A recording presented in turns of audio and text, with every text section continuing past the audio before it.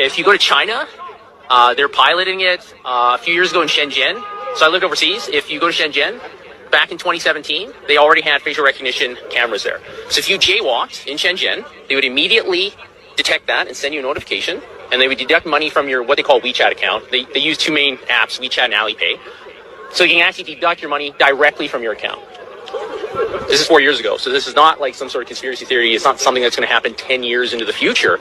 This happened pre-corona in China. And so this system in China that exists is extremely advanced. They can detect if it's a man or a woman. They can guess your age. They can detect what kind of car model it is, who the manufacturer is. This is a sort of technology that we see in all these dystopian sort of films and whatever.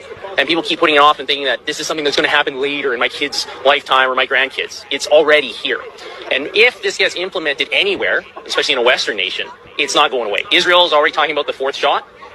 Then they're going to be going to herpes, and they're going to ask if you're gay. They're going to be asking if you ate 3 pizzas this week because it's unhealthy. If you buy certain books from certain countries, your country doesn't like you. You'll lose points in the social credit score system. So this is already the reality of the world in certain places, and we need to be aware of that if we don't want that or if we do. And to be perfectly honest, anybody who wants this vaccine passport, it's a misnomer. It's total control.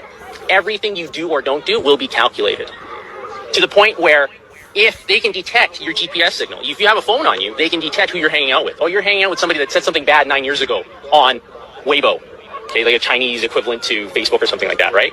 Oh, you lose 2 points. Oh, you bought Japanese books, you lose 5 points because you don't like Japan. This is what is going to come here because it's already there. And we're doing that a little bit with contact tracing for COVID, aren't we? So that they can see where you're at and who you're with. The simple reality is that the technology that CSIS has and all these big tech corporations, they already know where you are. It's just that they don't want to shock the system too much and admit that they have it. Edward Snowden revealed all this back in 2013.